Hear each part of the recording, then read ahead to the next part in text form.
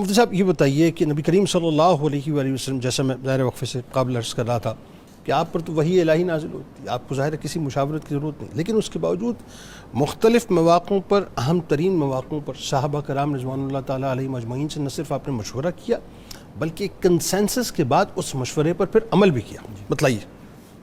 جنید بھائی، بہت سارے شریعت مطہرہ میں ایسے معاملات ہیں کہ جن میں نبی صلی اللہ تعالیٰ علیہ وسلم نے صحابہ کرام سے مشاورت لی. جب نماز فرض ہوئی تو نماز کے لیے نمازیوں کو کیسے اکٹھا کرنا ہے، یہ مسئلہ درپیش ہوا. تو بعضوں نے اپنے پہلے مذاہب کا مطالعہ کیا ہوا تھا تو انہوں نے کہا ناقوس بجائے جائے. ٹھیک ہے. سیدنا عمر بن خطاب رضی اللہ تعالیٰ عنہ نے کہا کہ میرا ارادہ ہے کہ اس پہ کوئی ایسا کام ہو وہ ہمارے اسلام کا ایک حسن بن جائے. تو نبی صلی اللہ تعالیٰ علیہ وسلم نے ان کے مشوروں کو لیا.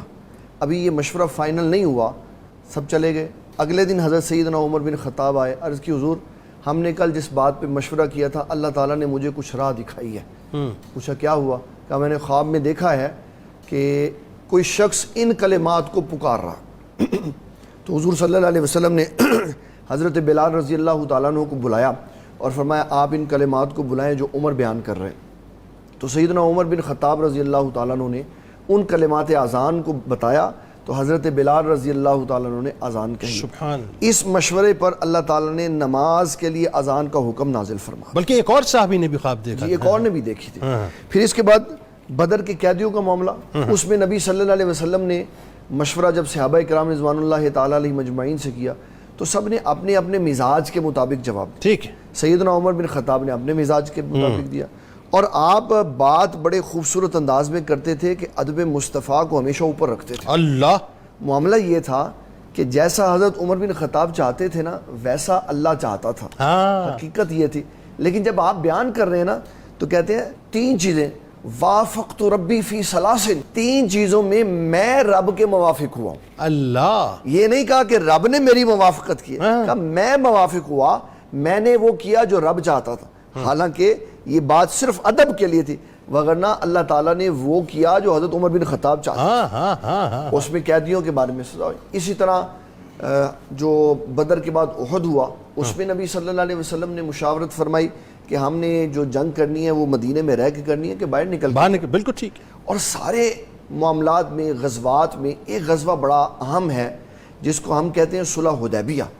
اس میں نبی صلی اللہ علیہ وسلم نے سیدہ ام سلمہ سے مشاورت کی. سبحان اللہ. اس سے پتہ چلتا ہے کہ اگر بیوی علم والی، تقوی والی، فضیلت والی ہو تو اس سے مشورہ کرنا یہ نبی صلی اللہ علیہ وسلم کی سنت مطہرہ ہے. اور تھوڑا وہ فلیش بیک میں آ جائیں، وہ جو آپ بات کر رہے تھے نا غزوہ احد کی، اس میں دیکھیے سرکار علیہ السلام مدینہ پاک میں رہنا چاہتے تھے جی، لیکن چونکہ نوجوان صحابہ کا جوش اور ولولہ تھا آپ نے اس بات کو مقدم رکھا اور پھر مشاورت سے آپ باہر گئے.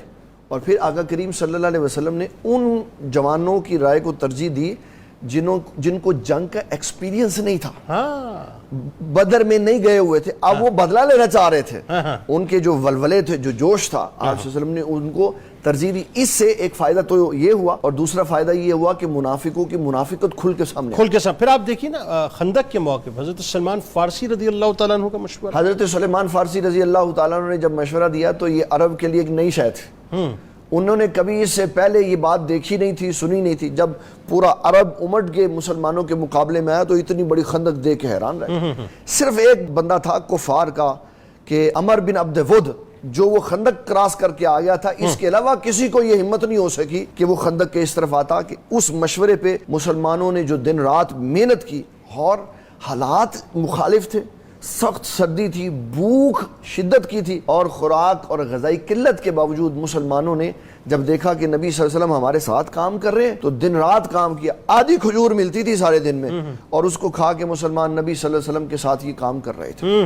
اور وہ جو میں بات کر رہا تھا جس پہ آپ مجھے فلیش بیک پہ لے گئے وہ بڑی اہم ہے. حضرت سیدہ ام سلمہ رضی اللہ تعالیٰ جب صلح حدیبیہ ہو گیا تو نبی صلی اللہ علیہ وسلم نے صحابہ کرام سے فرمایا اٹھو اور اپنے جانور نہر کرو اور پھر اس کے بعد بال کٹواؤ تاکہ معاملہ پورا اور ہم مکہ سے مدینہ کی طرف اب واپس چلیں.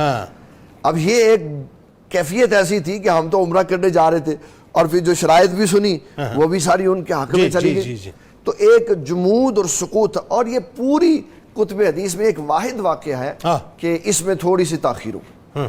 3 دفعہ نبی صلی اللہ علیہ وسلم نے کہا لیکن سب سکتے میں تھے، وہ شاید دل کے اوپر صدمہ پہنچا ہوا تھا.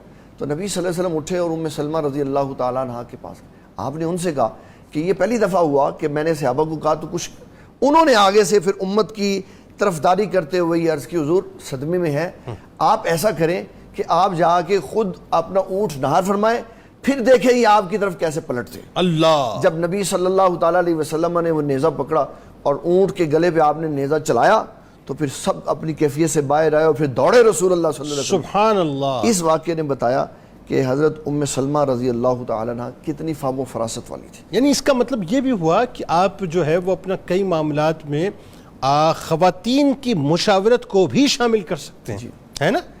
علم والے بندے کو خواتین سے مشورہ لینا چاہیے، اگر وہ اسلام کی طرفداری میں ہو تو ماننا چاہیے، اور اگر اسلام کی مخالفت میں ہو تو انکار نہیں کرنا چاہیے کہ دیکھتے ہیں.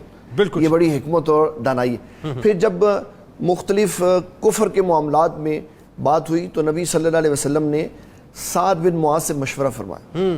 تو حضرت سعد بن معاذ نے جب حضور پاک صلی اللہ علیہ وسلم کی بات سنی نا کہ آپ فرماتے ہیں کھجوروں کا تیسرا حصہ ان کو دے کے کوئی سیٹلمنٹ کر لیتے ہیں، تو حضرت سعد بن معاذ، یہ غزوہ خندق کی بات ہو رہی. جی. تو حضرت سعد بن معاذ کہنے لگے حضور میں عرض کرنا چاہتا ہوں. آپ نے فرمایا کیا بات ہے؟ یہ جو آپ بات کہہ رہے ہیں یہ اللہ کا حکم ہے، آپ کا حکم ہے، یا کیا بات ہے؟ کیا ادب ہے؟ کیا ادب؟ نبی صلی اللہ علیہ وسلم نے فرمایا نہیں میں مشورتاً بات کر. مشورتاً. آپ نے عرض کی حضور مشرکین مکہ نے 2 باتوں میں ہمارے سے صرف کھجوریں لی ہیں، تیسرا کبھی ہم نے ان کو کھجور نہیں دی. نمبر 1 یا تو پیسے سے خریدی، بالکل ٹھیک، یا ہمارے مہمان بنے ہیں تو ہم نے دی. بالکل ٹھیک. مفت میں ہم نے کبھی کھجور نہیں دی. تو آپ فرما رہے ہیں کہ تیسرا حصہ دے دے.